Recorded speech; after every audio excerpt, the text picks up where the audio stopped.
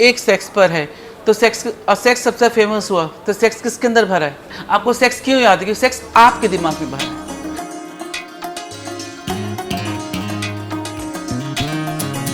नमस्कार, भारत एक खोज के आज के इस अंक में आप सभी का स्वागत है।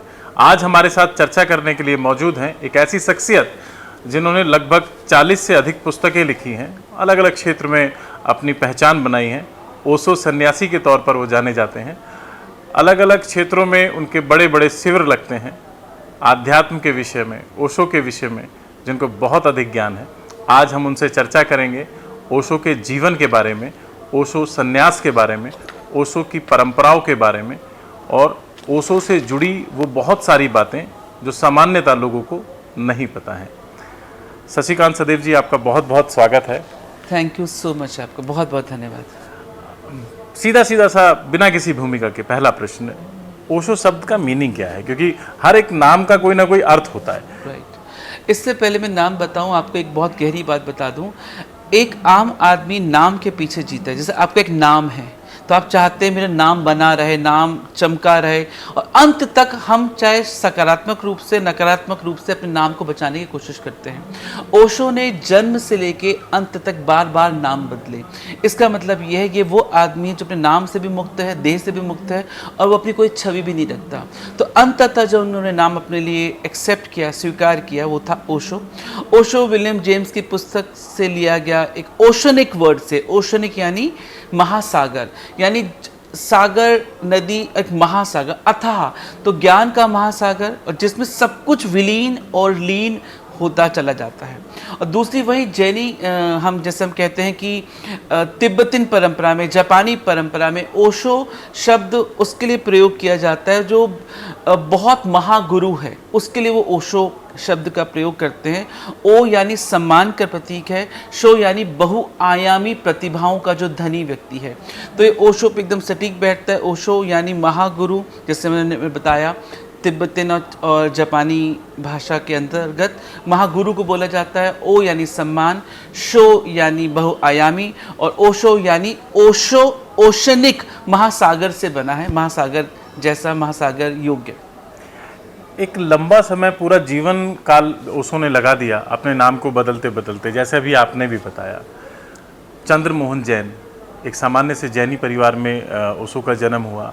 फिर उसके बाद वो रजनीश बने, कब वो भगवान बन गए, कब वो आचार्य रहे, कभी वो ओशो के नाम से जाने लगे। तो एक जगह स्थिर क्यों नहीं रहे? एक नाम को ढूंढने में इतना समय। एक बात का हमेशा ध्यान रखना, जितने भी सद्गुरु रहे हैं, जो महापुरुष रहे हैं, उनमें बहुत कम लोग होते हैं, जैसे मैंने कहा, जो अपने नाम को भी मिटा दे।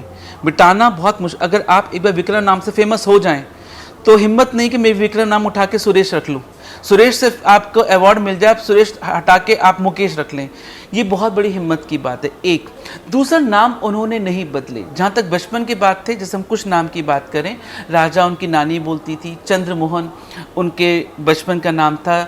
रजनीश, अच्छा एक नाम और बताऊं, रजनीश नाम एक ऐसा नाम है जो आपको किसी डिक्शनरी में नहीं मिलेगा, मालूम है? रजनीश शब्द डिक्शनरी का वर्ड नहीं है, ये बनाया गया शब्द है।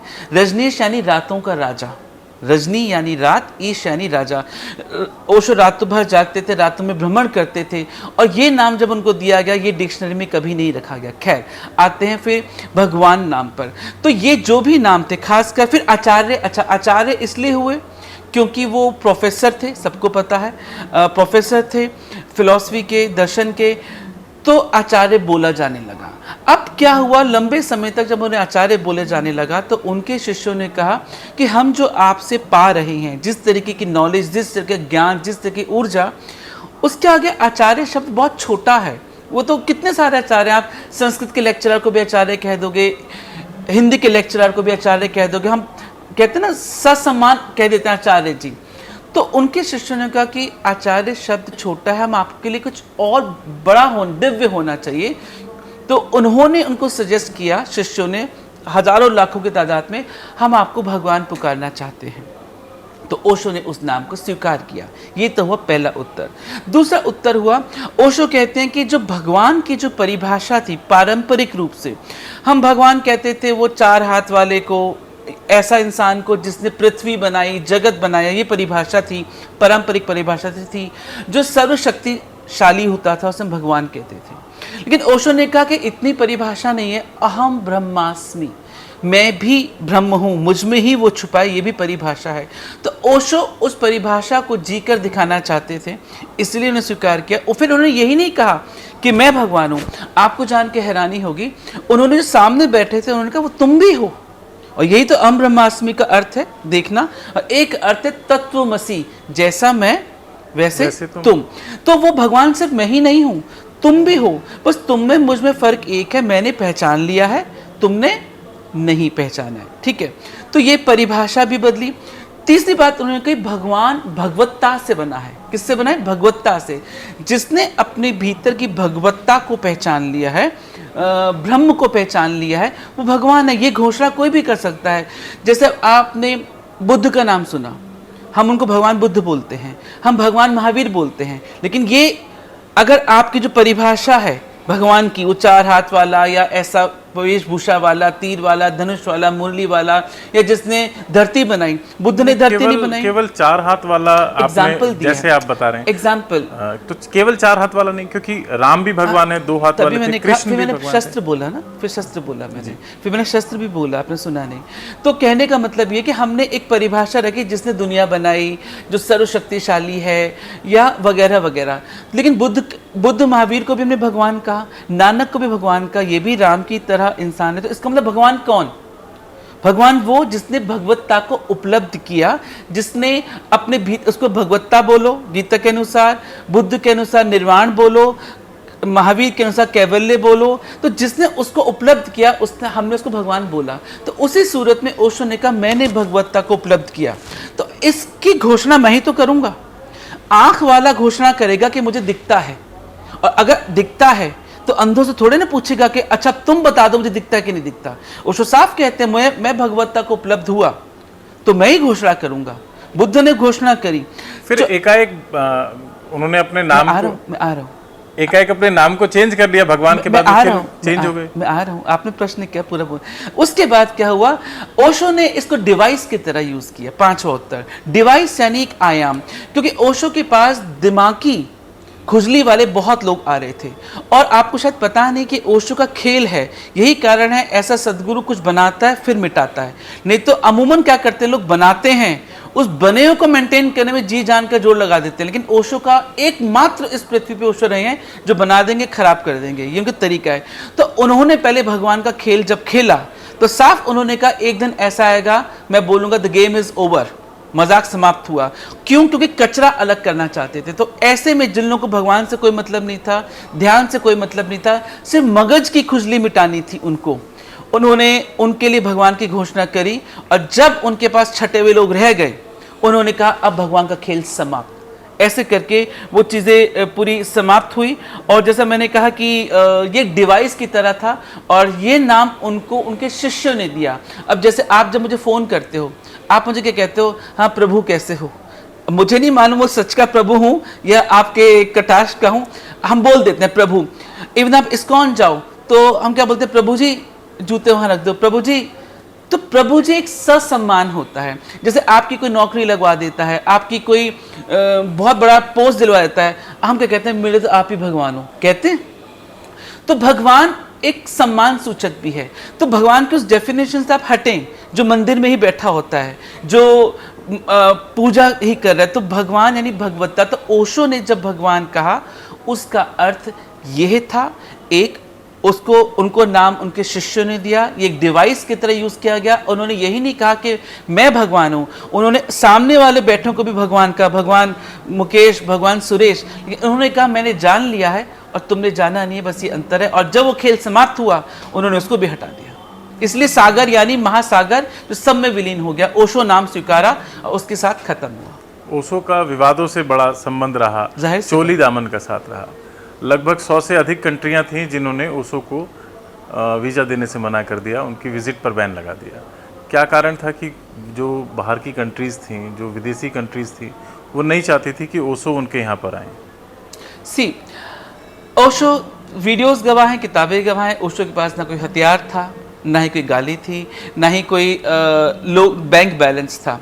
अमेरिका जैसी कंट्री में जहां आज आप 1000 गज छोड़ो 200 गज का प्लॉट नहीं ले सकते, उस कंट्री में 64,000 एकड़, समझते हो 64,000 एकड़ दिल्ली से बड़ी जगह हो जाती है एक तरीके से, एक शहर बसा लेना। और कहां पर? पूरे जंगलों, कंक्रीट, जहां पानी की बूंद नहीं थी। जाहिर सी बात है वहां के राष्ट्रपति को मिर्ची लगनी थी। एक बात, पूरे विश्व में आज 2024 तक एक उदाहरण है, एकमात्र क्षेत्र ऐसा था जहां सुई से लेके हवाई जहाज उनके सन्यासियों का था, किसी बाहर का नहीं था। तो रीगल जो वहां का राष्ट्रपति था, उन सबको दिक्कत ये थी कि हमारी कंट्री में कोई और बंदा रह रहा है, दुनिया मिलने के लिए आ रही, तुम्हारे घर में कोई और आए और तुमको ना सोच के तुम्हारे दूसरे भाई को पूछे, मिर्ची लगेगी। एक बात। दूसरी बात, 99 रोल्स रॉय, अच्छा ओशो का कोई बैंक बैलेंस नहीं, कोई बैंक अकाउंट नहीं था, उनको दुनिया दे रही थी। दुनिया तो चाहती थी 365 रोल्स रॉय हो, जिसकी रोल्स रॉय कंपनी थी वो तक देखने आया कि ऐसा कौन सा इंसान है कि मेरी कंपनी में इतनी रोल्स रॉय नहीं है जितनी रोल्स रॉयस को दी जा रही हैं। उसके बाद वो जो लोग वहां रहते थे वो किसी चीज के लिए आश्रित नहीं थे देश में। तो ये प्रॉब्लम थी कि कैसे लोग हैं, ना दूध चाहिए ना चीनी चाहिए, इनका एयरपोर्ट अपना है, कपड़े अपने हैं, गाय अपनी है, भैंस अपनी है, सब कुछ अपना है। किसने किया? ओशो के सन्यासियों ने। कोई बंदूक के नोक पे नहीं किया, कोई पद प्रतिष्ठा के भी तुम्हें मैं नेता बनाऊंगा, तुम्हें मैं प्रधानमंत्री बनाऊंगा। ओशो सिर्फ बोलते थे। हाँ, अब बोलते क्या थे? उन्होंने दूध का दूध, पानी का पानी अलग किया। अब उनको लगने लगा हमारे कृष्ण धर्म के लोग सब ओशो के हुए जा रहे हैं, तो तुम्हारे घर में आकर अगर सारे लोग तुम्हारे खिलाफ हो जाएं तो तुम ऐसे बंदों को पसंद नहीं करोगे। और यही कारण था कि चोरी छिपे, सबूत गवाह है, आप टटोल लीजिएगा, सब डॉक्यूमेंटेड है, कोई उनको ओशो के प्रति कोई गवाह या कोई डॉक्यूमेंट नहीं मिला, तो चोरी छिपे रात को बेड़िया पहनाकर ले जाया गया। और कोई उनके पास वो नहीं था कि खराबी है, ये है, वो है। और यही कारण था कि उनको जेल हुई और वो कुछ नहीं कर पाए। अब जेल में वो जितनी यातनाएं दे सकते थे, हालांकि वो एक अलग विषय मैं बताऊंगा, उन्होंने पूरी यातनाएं दी जो इनडायरेक्टली, अप्रत्यक्ष रूप से उनकी मृत्यु का कारण भी बना। और लेकिन तुमने सवाल ये पूछा, तो क्योंकि अमेरिका का दबदबा इतना था जब वो इंडिया आए, और जैसे आज भी है, आप भी जानते हो, आज भी हमारी सरकार को मोदी बोले या जो भी बोले, सॉरी, कि हम जानते हैं कि हमें अच्छे लोगों से हाथ मिलाना पड़ता है। और अमेरिका का इतना होल्ड है कि दूसरे कंट्रीज को मना कर दे।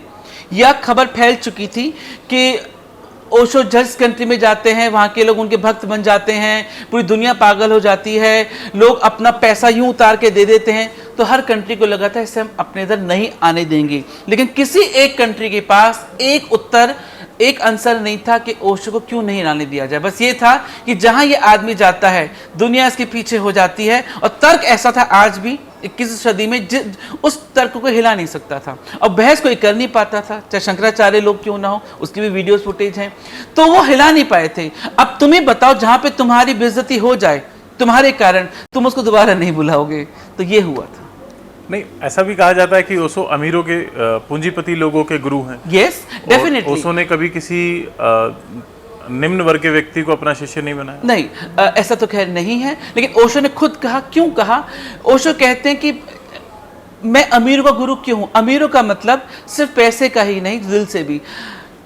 आज आदमी की पहली भूख क्या है? रोटी, कपड़ा और मकान। जिसे हम कहते हैं ना, भूखे भजन ना होए गोपाला, पेट भराओ तो ही भजन ठीक से हो पाता है।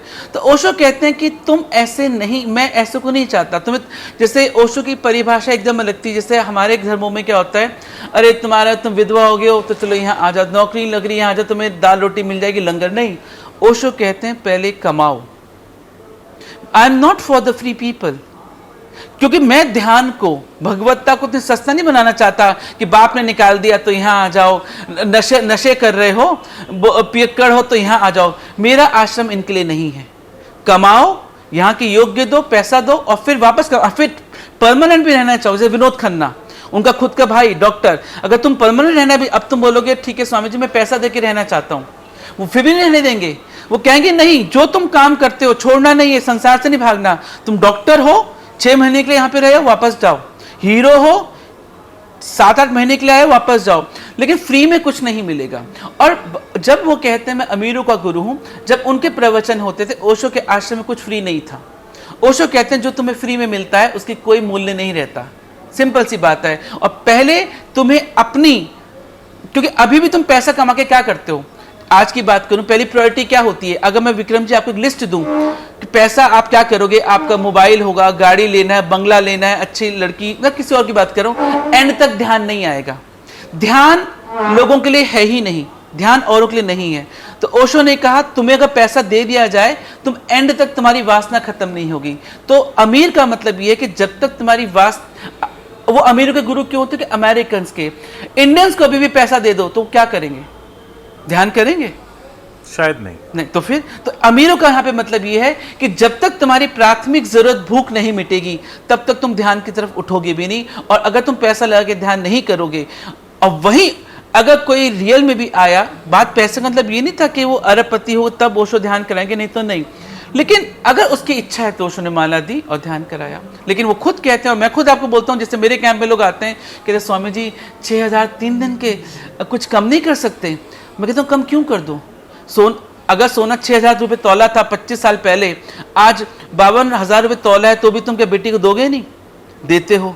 पिज्जा तुम्हारा 1,000 रुपये का आता है, फिल्म की टिकट 1,000 रुपये की आती है। ध्यान के मामले में तुम फोकट चाहते हो, क्यों? मैं खुद कहता हूं क्यों? तो लोग मुझे कहते हैं स्वामी जी फ्री में रख दो ना अपना कैंप, वो लोग रखते हैं दूसरे धर्म वाले, तो चले जाओ। हम तो नहीं कहते आप जबरदस्ती, हम किसी को घर में बुलाने नहीं चाहते। ओशो किसी घर नहीं आते, ना कभी आएंगे, आपको आना पड़ेगा, आपकी मर्जी है। आपने ओशो के आश्रम के बारे में कहा, ओशो के आश्रम हमेशा विवाद में रहे। yes. लोगों ने कहा कि ओशो के आश्रम में बहुत कुछ ऐसा होता है जो सामान्य जिंदगी में नहीं सामान्यता से देखने को मिलता है।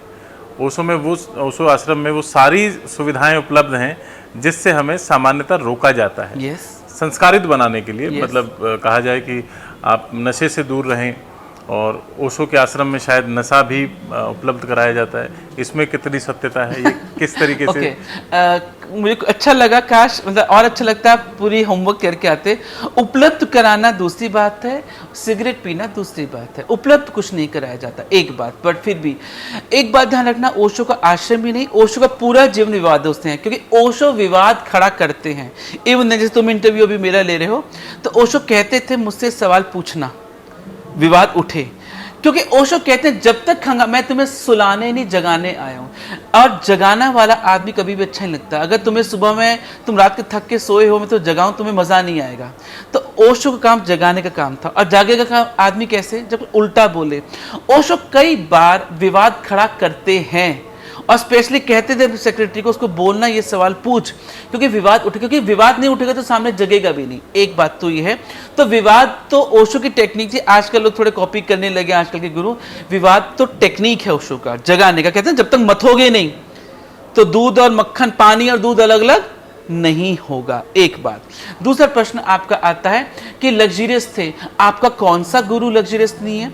क्या आपके जो भी तथाकथित, मैं नाम नहीं लेना चाहूंगा, वो इसी में नहीं बैठे हुए? क्या उनका बाथरूम, क्या वो बाहर बाथरूम म्युनिसिपल पार्टी के में बाथरूम करने जाते हैं? नहीं। क्या वो खाना बिना देसी घी का नहीं खाते? तो जिस ढंग का आपके नॉर्मल गुरु करते हैं ऐसे ओशो ने किया। एक बात। रही बात जिस समय, सवाल कुछ और था। नहीं, मैं उस पर आ रहा हूं। अभी आपने कहा ना कि उनके आश्रम में सब कुछ होता है, अब आते हैं बाकी सब कुछ होने पे।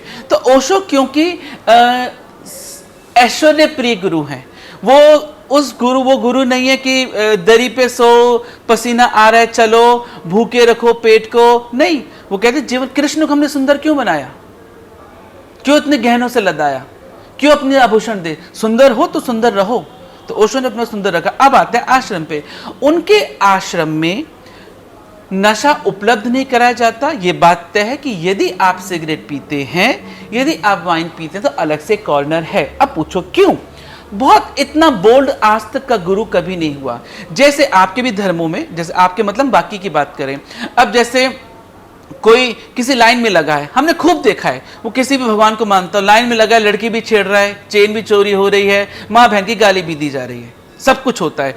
ओशो कहते हैं कि तुम यहां से जाके गुटखा भी खाओगे, खाने वाला यहां से जाके सिगरेट पी लेना, सिगरेट भी पिएगा, शराब भी पिएगा। तो मैं नहीं चाहता कि मेरा बंदा बाहर शराब पिए, फिर बोलता है देखो हमने उसको वहां शराब पीते देखा। मैं बाहर नहीं चाहता। और किससे छुपे पीते हो? मैं तुम्हें यहां उपलब्ध कराता हूं। क्या तुम्हें क्या लगता है मैं किसी धर्म को टारगेट नहीं, क्या सभी जिस भी धर्म में हो गए उस धर्म का बंदा नॉनवेज नहीं खा रहा, उस धर्म का बंदा सिगरेट नहीं पी रहा, उस धर्म का बंदा माँ बहन की गाली नहीं देता या लड़की से चिपक के छू के लाइन नहीं चलता, सब हो रहा है, आपको ही पता है। बट ओशो कहते क्यों, किससे छुपाना चाहते हो और क्यों छुपाना चाहते हो? मैं नहीं चाहता कि तुम ये माला पहनो, यहाँ तो तुम संत बन के रहो, वहां पे तुम सिगरेट पियो, तो बाहर क्यों बदनामी करनी? मैं एक कॉर्नर तुम्हें देता हूं, एक कॉर्नर देता हूं, वहां तुम्हें वाइन है, तुम वहां वाइन पियो, तुम वहां पर सिगरेट पियो। ये एक तो डिवाइस हो, डिवाइस यानी उपाय। दूसरा तरीका ये हुआ, क्योंकि कई बार क्या हुआ कि ओशो ने कहा, लोगों ने कहा कि जब कई बार गांधी टोपी वाला बंदा यहाँ पर आता है, सबसे गांधीवादी समझ लेते हैं, तो ऐसे ही अगर कोई यहाँ बैठा है तो उसको शराबी जरूर नहीं समझा जाए। तीसरी बात थी टेक्निक थी, आपको टेक्निक करनी चाहिए। सिगरेट पीना ओशो का ध्यान का विषय है, और एक टेक्निक होती है art of drinking tea, Tibetan technique है कि ओशो कहते हैं सिगरेट, जब हम अमूमन सिगरेट निकाली पी के रख दी, कहते 5 मिनट लगाओ जेब में हाथ डालने में, 3 मिनट लगाओ उसको जलाने में, होठ तक लाने में, सुलगाओ, देखो धुआं उड़ाओ, मतलब ध्यान की टेक्निक है। और तुम पाओगे कि जिन लोगों ने भी वो टेक्निक्स करी वही वो चीज़ हट गई। तो ये एक तरीका था कि तुम बाहर क्यों पियोगे। इस विरोध की बात को लेकर, जैसे अभी आप बार बार कोड कर रहे हैं कि और लोगों के धर्म में और धर्माचार्य और धर्मगुरु, क्या वहाँ पर ऐसा नहीं होता? मंदिरों का आपने जिक्र किया, मंदिरों में लाइन लगती है, वहाँ पर गालियाँ नहीं दी जाती हैं क्या? तो ओशो मतलब एक ऐसा सेंटर चलाते हैं जहाँ पर सारा कुछ कर सकते हैं। और सेंटर नहीं, एक्सेप्ट करना और बढ़ावा देना में अंतर है। सुनिए, स्वीकार करना। जैसे मैं कहता हूँ तुम मेरे बेटे हो, मैं तो सिगरेट पीते पकड़ा, ठीक है, दूसरी आंटी आके बताए, वो अंकल आके बताए तुम्हारा बेटा सिगरेट पीता है, मुझे निंदा होगा। एक बाप कहता है बेटा तू मुझे बता दे तो सिगरेट पीता है, स्वीकार भाव है, बढ़ावा नहीं। और मैं बोलूँ नहीं सिगरेट पियो विक्रम, लेकिन मैं विधि दे रहा हूँ, विक्रम सिगरेट पीने से फेफड़े खराब होते हैं, सिगरेट पीने से कैंसर होता है, सिगरेट पीने से ये होता है, या शराब पीने से, तो मैं ज्ञान भी दे रहा हूँ। ओशो स्वीकार भाव के साथ साथ आपको ध्यान की विधि दे रहे हैं। ये नहीं कह रहे वाह विक्रम मजा आया अब 2 पैक और लगाओ, ये नहीं कह रहे। जैन धर्म की करते हैं, बौद्ध धर्म की करते हैं, सनातन धर्म की करते हैं, वहाँ कहीं ना कहीं इन चीज़ों को वर्जित किया जाता है। इसलिए जो लोग पीते हैं हाँ। वो छिप कर पीते हैं, और कोशिश की जाती है कि सार्वजनिक तौर पर बदनामी ना हो जाए, तो बहुत सारे लोग वो छोड़ भी देते हैं। मगर ओशो के आश्रम में तो ये खुले तौर पर मिलती है, और वहाँ पर पीने को आपको तो मैंने क्या कहा, ये डिफरेंसेस में वो मैं प्रश्न आपको जो कर रहा हूँ, मैं यही आपसे प्रश्न कर रहा हूँ कि एक तरफ तो ओशो बोलते हैं कि आपको जो करना है उसकी विधि ये है, ठीक है, वो उसके विषय में बता रहे हैं, मगर वो सीधा सीधा आक्षेप कर देना, सीधा सीधा टारगेट अन्य धर्मों को लेकर करना, जैसे अभी आप बता रहे थे बहुत सारी चीजें गलत होती हैं, मगर कहीं ना कहीं उनके अंदर डर भी तो है, शायद इसलिए वो बचकर नहीं। यहाँ पे एक चीज एकदम क्लियर कर दूं, जैसे अब एक शिव का भक्त भांग पीता है, तो आप या चरस पीता है या कोई नशा करता है, मैं आपकी नहीं कर रहा, एक आम आदमी, क्योंकि आप जानते हैं मैं साइकोलॉजिस्ट भी हूँ, तो कहते हैं अरे तो भोले का भी प्रसाद है, ठीक है, एक वो भोले का प्रसाद है भांग या अफीम पीना, मतलब लोग ऐसा मान के चलते हैं कि ये बात की बात है। और अफीम वो कोई आश्रम में पीता है तो कहते हैं इस आश्रम में नशा हो रहा है। एक जैन मुनि नग्न रहता है और एक अखाड़ा ग्रुप का, या यूं कह लो क्या कुंभ में कौन सा नागा साधु नग्न रहता है, तो वो उसकी विधि है। लेकिन ओशो के आश्रम में यदि कोई नग्न रहता है, जबकि इसका भी उत्तर मैं बाद में दूंगा यदि आप पूछेंगे तो ये इतनी पैराडॉक्सी क्यों? अगर कोई आदमी क्या हमारे उधर बैठ के कोई चरस भांग नहीं पी रहा होता, वो चिलम नहीं फूक रहा होता, जब कोई संतरी कपड़ा पहन के चिलम फूक रहा होता है मंदिर की पैराफेरी में, प्रांगण में, तो वो उसका प्रसाद है। और लेकिन ओशो आश्रम में फूकता है तो ओशो बढ़ावा देते हैं। तो सॉरी, नहीं कई बार नहीं मैं गलत बोल रहा हूँ क्या? नहीं पीते हैं बहुत जगह, बहुत आश्रम में ऐसा है। हम तो हमेशा इस बात को नकारते हैं कि ये चीजें नहीं होनी चाहिए। दे रहे हैं। फिर अब हमसे पूछो, जो ने ऐसा किया मुक्त हो गए, फिर वो रिकॉर्ड हमसे लो, तो कम से कम ये इतना बड़ा कलेजा तो है किसी गुरु का। और फिर कहते हैं जब आप स्वीकार कर लेते हो ना, जब तुम्हारा बेटा हो फॉर एग्जाम्पल, तो कहते हैं पापा ने इतनी बड़ी बात कह दी, तो आधा तो आदमी वही गिर जाता है। अब वो चोरी नहीं कर रहा, गिल्ट में नहीं है, अब उसे ज्ञान भी मिल रहा है कि अब बाप से छुपके नहीं कर रहा, लेकिन अब थोड़ी शर्म भी आएगी और थोड़ा सीख भी मिलेगी। अब वो और तमाम विधियाँ, फिर उन विधियों के बारे में आप मुझसे पूछे कौन सी विधियाँ से आदमी जाके छोड़ देता है, तो वो भी वहीं पर हो रहा है, लेकिन आपको पता होना चाहिए। मैं एक क्योंकि इस विषय को ज़्यादा लंबा ना खींचते हुए मैं जो दूसरा सवाल है वो करना चाहता हूँ आपसे। देखिए क्या हम देख रहे हैं, जब हम ओशो को पढ़ रहे थे, सुन रहे थे, समझ रहे थे, उनके कई ऑडियो हमने सुने। एक ऑडियो में ओशो भगवान श्री कृष्ण के बारे में बहुत अच्छा बोलते हैं, भगवान महादेव शिव के बारे में बहुत अच्छा बोलते हैं, और थोड़े टाइम के बाद जब कुछ और चीज़ें सुनी, पढ़ी, तब ओशो बिल्कुल उल्टे हुए। मतलब उस बात के बिल्कुल अगेंस्ट थे। मतलब जिस कृष्ण की वो प्रशंसा करते नहीं थक रहे थे एक ऑडियो में, दूसरी वीडियो में उसी कृष्ण की, भगवान कृष्ण की आलोचना कर रहे हैं, निंदा कर रहे हैं। तो ये ओशो एक जगह स्थिर क्यों नहीं रहे? ओशो क्यों मैंने जैसे फ्लक्चुएट होते आपको रहे? कहा, अब तक ओशो इसीलिए विख्यात और विवादित हैं क्योंकि उनके कार्य करने का ढंग एकदम नायाब है। ना ऐसा कोई कर सकता, ना करेगा, क्योंकि हिम्मत भी चाहिए। मैंने को पहले कहा, आपको पता है लोरी सुनाई देती है माँ, लल्ला लल्ला लोरी, एक वर्ड होता है लल्ला लल्ला लोरी, ल ल ल ल ल ल, नींद आती है। ओशो जगाने आए थे। एक बात कान खोल के दर्शक भी सुने। अगर मैं आपको, हुआ क्या कि ओशो ने राम की तारीफ करी तो ओशो के लोग राम के भक्त हो रहे थे, राम ही अच्छे हैं, राम ही अच्छे हैं। ओशो ने नानक की तारीफ करी तो नानक से बढ़िया तो कोई है ही नहीं। ओशो ने कृष्ण की तारीफ करी तो लोग कृष्ण की भक्ति हो जा रहे हैं, और कृष्ण कृष्ण कृष्ण। बुद्ध की तारीफ। ओशो ने देखा मैं तो जगाने आया था, ये तो देख, तो मैं जो कहता हूँ वही मान लेते, तो इनकी तो यात्रा ही नहीं हुई। मैंने कहा ये सेब तो विक्रम ने कहा सेब, मैंने कहा केला, विक्रम ने कहा केला। ओशो ये नहीं करने आए थे, आम गुरु करता है कि मेरा कहना मानो, मेरी तूती बजाओ। ओशो तोड़ने आए, ये बुद्ध पुरुष का लक्षण है। वो आपको जैसे बनता हो देखेगा, तोड़ देगा। और यही ज़ेन, ज़ेन कभी शब्द सुने? ज़ेन जो होते हैं, जो अवेयर लोग होते हैं, जो ज़ेन फकीर होते हैं तिब्बत चाइना के, वो आपको जैसे पनपने देंगे तोड़ देंगे। ये टेक्निक होती है। लेकिन हमारे उसमें क्या होता है, नहीं, रमो रमो और रमते चले जाओ, वो आपको जगाएंगे ही नहीं। तो ये टेक्निक ओशो, तो ओशो ने देखा मैं जिस पे बोलता हूँ ये तो उसके ही हो जाते हैं, और मैं तो इसलिए नहीं आया था। 25 लोग जैन के हो गए, 25 लोग नानक के हो गए, 70 लोग इसके हो गए, तो मैंने गलत कर दिया। एक बात तो वो हुई। तो उन्होंने एक तो जगाना था, क्योंकि उन्होंने उसका दूसरा पक्ष नहीं देखा। बुद्ध की, एक बार बुद्ध को सबसे अच्छा बताया तो बुद्ध को सबसे घटिया बता के कृष्ण को ऊपर कर दिया। क्योंकि अगर मैं सभा को एक चीज बोलूं तो तुम नींद में आ जाओगे, और ये साइंटिफिकल है। मैं एक ही चीज बोलते रहूं, सब लोग बोलो, एक मंत्र बोलो, तो आपको निद्रा पकड़ेगी, तंद्रा में जाओगे। तो जैसे आप तो उसकी बात कर रहे हो, ओशो पहले व्यक्ति हैं जिन्होंने अपने प्रवचन के बीच में जोक सुनाए। आज तक कभी जोक नहीं सुनाए गए। अब कॉपी कर रहे हैं, मैं ओशो से पहले तक की बात करूं। कभी मजाल है कोई गुरु संत महर्षि जोक सुना दे, नहीं। भजन आ जाएगा बीच में, लतीफा नहीं आएगा, मुल्ला नसरुद्दीन नहीं आएगा। क्यों? क्योंकि वो अचानक हंसा देते हैं लोगों को। नहीं, बहुत सारे लोगों का कहना है कि ओशो की ऑडियो ही मुल्ला नसरुद्दीन पर चलती है। तो नहीं, किसने कहा है? बहुत सारे लोग ऐसा बोलते हैं कि मुल्ला नसरुद्दीन हर ऑडियो के अंदर मुल्ला नसरुद्दीन पर लेकर चुटकुला ओशो का। तो वो विधि है कार्य करने की, वो विधि है कार्य कर, अगर किसी के भजन लेकिन फिलहाल तो आपको बताऊं, वो ये बात है, अगर 45,000 घंटे की किसी की रिकॉर्डिंग है, 500 किताबें हैं, 500 किताब सब चीज पे हैं, इंसान पे, मतलब भगवान पे, धर्म पे, शास्त्रों पे, हिंदू पे, मुस्लिम पे, मनोविज्ञान पर, मीरा पे, कृष्ण पे, 499 अलग अलग चीजों पर है, एक सेक्स पर है। तो सेक्स सबसे फेमस हुआ, तो सेक्स किसके अंदर भरा है? मीरा पे बोला आपको क्यों नहीं याद है, कृष्ण पे बोला आपको क्यों नहीं याद है, नानक पे बोला आपको क्यों नहीं याद है, जनसंख्या पे बोला है क्यों नहीं याद है, राजनीति पे बोला क्यों नहीं याद है, एड्स पे बोला आपको क्यों नहीं याद है, राजनीति पे बोला क्यों नहीं याद है, महिलाओं पे बोला क्यों नहीं याद है, आपको सेक्स क्यों याद है? क्योंकि सेक्स आपके दिमाग में भरा है। 499 में से आपको 500 नंबर याद है। हाँ, वो एक पुस्तक बड़ी तो किसकी संभोग से समाधि की ओर किसकी कमी है? एक व्यक्ति जिसने कोई विषय नहीं छोड़ा, और मजाल है आज भी कोट करते हैं टीवी न्यूज रीडर वाले और आपके धर्माचार्य भी, के ओशो ने कभी बात बोली थी, जो प्रेडिक्शन चाहे इजराइल के अभी उसकी ही क्यों ना हो, वॉर की, एक वाक्य वही हो रहा है। इसलिए ओशो आज और पूजते या सर्वमानित होते जा रहे हैं।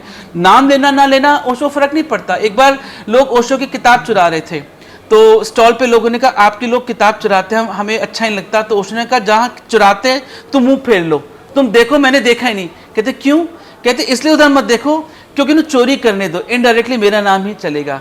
दूसरा, कई बार लोगों ने बोला भगवान आपके आर्टिकल ना नेपाल में चोरी हो रहे हैं या और कंट्री में चोरी हो रहे हैं, लेकिन आपका नाम नहीं देते वो।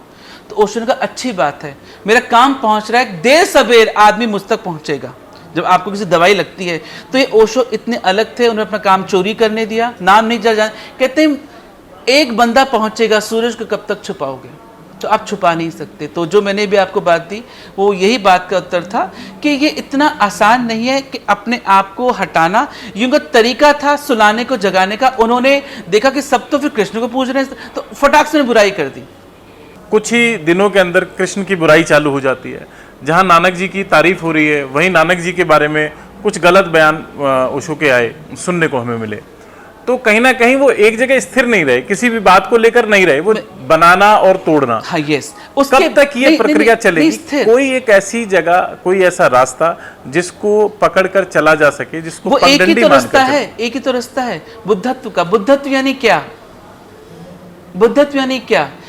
ये भी नहीं, आपने एक वर्ड सुना है चिरेवेति चिरेवेति चिरेवेति नेति नेति, उसके बाद होता है ये भी नहीं, ये भी नहीं, ये भी नहीं, ये भी नहीं। जब कुछ नहीं तब शून्य, जिसे आप कहते हो ना शिव। शिव क्या है? ये भी नहीं, that is called Shiva, that is called Brahma, that is called तत्वमसि। तो आप कह रहे हो कि बुद्ध ओशो का रास्ता क्या है? ये भी नहीं। तो मैं कृष्ण से परिचय हो गया, कृष्ण भी नहीं। बुद्ध से परिचय हो गया, बुद्ध भी नहीं। तो ओशो लेकर कहाँ जाना चाहते थे जब कृष्ण नहीं, राम नहीं, शिव नहीं, बुद्ध नहीं? आपके पास तक, जो तुम खुद हो, बाहर से हटा के खुद के पास लाना।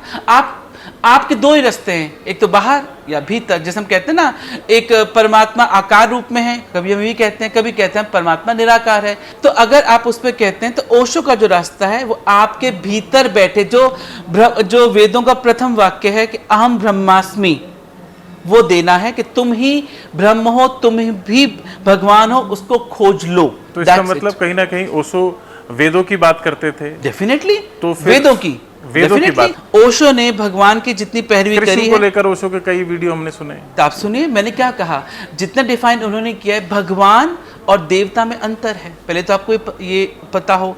और वेदों में अपने हिसाब से परिभाषित किए। नो, सभी लोग। अच्छा एक बात बताओ, भगवान मरता है?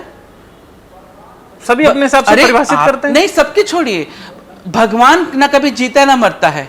कृष्ण जी और मरे, राम जी और मरे। देवता में भगवान में अंतर है, एक क्लियर करो।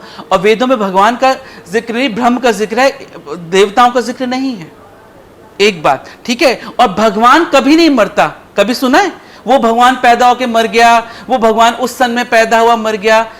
तो भगवान ना कभी मानते हैं या नहीं? मेरे मानने का क्या मतलब है? आप अपने शास्त्रों की नहीं, कृष्ण देवता है, भगवान नहीं। Definitely yes. ये मुझे क्या, आप कहीं पे रिकॉर्ड कर लीजिए, कृष्ण देवता है, क्योंकि उसमें भगवान के गुण हैं। तो इसलिए हम उसे भगवत स्वरूप कहते हैं। जैसे इसमें पानी के गुण होंगे तो हम पानी जैसे एक इंसान में अग्नि जैसे गुण हैं, तो हम कहते हैं तू तो हमसे जला फूका रहता है, ये कहते हैं। तुम में शांत स्वभाव, जल की तरह एकदम तरल है, तरह बोलते हैं, जल तो नहीं बोलेंगे। तो ऐसे भगवत स्वरूप है। भगवान का कभी जन्म नहीं होता, शायद आपको पूछ लीजिएगा। भगवान किसी तिथि में नहीं मरता, भगवान शरीर में नहीं आता, भगवान कोई मार नहीं सकता, ये कृष्ण ने गीता में भी कहा है। लेकिन जिसमें ऐसे गुण होते हैं तो अब हम उन्हें भगवत स्वरूप कहते हैं। फिर हम कह देते हैं, जैसे हमने बुद्ध को, एवं देन मैं तुम्हारे परिवार के लिए कुछ अच्छा करूं, तुम्हारे समाज के लिए अच्छा करूं, तो लोग कहना शुरू कर देते हैं अरे आप तुम्हारे भगवान हो, बोल देते हैं ना। तो क्यों बोल देते हैं? क्योंकि हमें आपने कुछ ऐसा दिया जो भगवत स्वरूप था। हो सकता है मैं पड़ोसी के भगवान नहीं हूं, मैंने किसी के बेटे को जान से बचा दिया हो, किसी डॉक्टर ने किसी का कैंसर का इलाज कर दिया हो, आप क्या बोलते हो? हमें नहीं मालूम बाकी क्या कहते हैं, बट सच बताऊं डॉक्टर, आप मेरे लिए भगवान हो। राइट और रॉन्ग उत्तर मिल गया, लेकिन वो भगवान नहीं है। राइट? तो ओशो ने भगवान की निंदा कभी नहीं करी। एक वीडियो दिखाएं तब बात करें। जितना भगवान के बारे में ओशो ने, मैं एक नहीं, मैं 10 वीडियो दिखाना फिर भगवान के बारे में। मैं भगवान के बारे में, भगवान के बारे में ओशो ने जितना सुंदर बोला है ना, उतना आज तक किसी धर्म के आचार्य और गुरु ने नहीं बोला। ये भी मैं अपने खुली आंख के साथ, मुझे हमारी रिकॉर्डिंग चल रही है, भगवान कहते किसे हैं, भगवान की प्राप्ति कैसे हो, भगवान है क्या। और अगर निंदा का एक वाक्य मिला कि ये भगवान ऐसा होता है तो मुझे बताइएगा, फिर मैं इस चैनल पे सॉरी मांगूंगा। भगवान की बोल रहा हूँ, देवताओं की बात नहीं कर रहा। नहीं, देवताओं के बारे में बोला है। ये देखिए, बात- अभी आपने कहा कि जिस तरीके से एक साधारण व्यक्ति को कॉन्ट्रडिक्टरी बोल रहे नहीं, हैं। कॉन्ट्रडिक्टरी नहीं मैंने बोल रहा, मैं कहा- मेरी अभी बात आपने को समझने बोला, का प्रयास वेदों करें। में पहली देखिए, बात आपने बोला, वेदों में देखिए, भगवान सुनो। के बारे में बात है। मैंने कहा भगवान है, शब्दों का चयन मैं बहुत आपको अच्छे से सोच के जानता करना हूं चाहिए। कि शब्दों का चयन हाँ, तो आप देवता बहुत के अच्छे बारे से में मैंने करते हैं। जवाब हाँ, दिया। मैं वही देवताओं के बारे में वो उनका आयाम है, वो उनका आयाम है। अभी विक्रम जी की चार तारीफ करेंगे, विक्रम जी की बुराई कर देंगे। अच्छा, फिर उसके बाद करने के बाद वो साफ कहते हैं, अच्छा एक वाक्य महावाक्य याद रखें, उसे भी कहते हैं कि मेरी दृष्टि है, आप मत बस ये मानो। अपने आप को सेफ साइड में ले जाना नहीं। कि कोई भी व्यक्ति कहता है कि ये मेरी दृष्टि से नहीं है। तो आप मैं ऐसा अच्छा, आप सोचता हूं। अपना लो, एक काम करो, आप इस बात को अपना लो। नहीं, सामान्य तौर पर लोग अमेरिका अपनाते में हैं। जाके बोलिए कि तुम्हारा जीसस ऐसा है, तुम बोल सकते हो?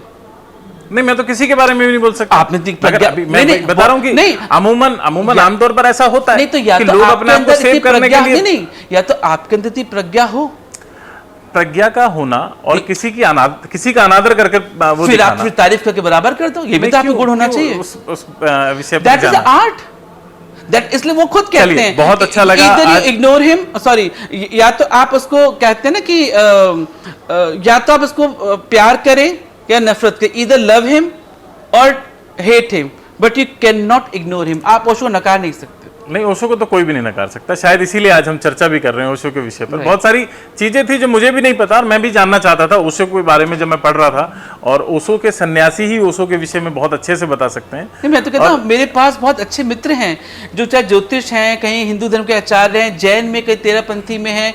नानक को आपको शायद पता नहीं है कि जो एक ओंकार सतनाम ओशो ने बोली है, सिख धर्म के टॉप मोस्ट लोग कहते हैं वो आज तक कोई सरदार भी नहीं बोल पाए। ये मैं नहीं कह रहा, कभी मिलिएगा ना, क्योंकि आप बाहर निकलेंगे तो पता चलेगा। जो टीका गीता पे ओशो ने करी है 18 उसमें गीता, वो कभी सुनेगा। अष्टावक्र महागीता पढ़िएगा। आप कह रहे हैं कि ओशो ने बोला अष्टावक्र गीता उपनिषद पे 24 खंड हैं, वो पढ़िएगा ओशो के, तो आपको पताओं पे पढ़िएगा। देखिए, मेरा पूरा प्रयास रहेगा कि मैं जल्दी से जल्दी इन जो पुस्तकें रह गई हैं और टाइम ना मिले तो मुझे बुला लीजिएगा। हाँ, जो ग्रंथ रह गए हैं मैं उनको जरूर पढ़ूंगा, क्योंकि अभी तो ओशो पे बहुत कुछ जानना बाकी है। क्योंकि ओशो का ये एपिसोड इतनी जल्दी खत्म होने वाला मुझे लगता है कि नहीं है। Right. ओशो पर बहुत कुछ जानना जरूरी है, क्योंकि बहुत सारी भ्रांतियां हैं। जैसे मेरे पास भी बहुत सारे प्रश्न हैं जो अभी आज के इस अंक में शायद हम नहीं ले पाएंगे। कोई नहीं। दोबारा जब मुलाकात हमारी और आपके साथ होगी, हम ओशो के विवादों पर भी, ओशो की अच्छाई पर भी, ओशो की जीवन शैली पर भी, हम तीनों विषयों पर चर्चा करेंगे और साथ ही साथ हम ध्यान पर भी चर्चा और करेंगे। उनके योगदान पर भी दिया बहुत जरूरी है योगदान, बहुत जरूरी है। ओशो के योगदान जीवन में है और बहुत सारे लोगों का जीवन परिवर्तित भी हुआ है, मगर बहुत सारे लोग उसको सहजता से नहीं स्वीकारते और बहुत सारे लोगों को लगता है कि नहीं, कुछ नहीं, एक दार्शनिक थे, आए, लिखा, बोला और चले गए। बहुत बहुत धन्यवाद स्वामी शशिकांत सदैव जी, आपने अपना बहुमूल्य so समय much. दिया। और अगली मुलाकात में बहुत सारे विषयों पर फिर पुनः चर्चा होगी, क्योंकि समय की अवधि है। ये थे स्वामी शशिकांत सदैव जी, जिनसे हमने ओशो के बारे में जानने का प्रयास किया। अगली मुलाकात किसी और शख्सियत के साथ, तब तक के लिए प्रणाम।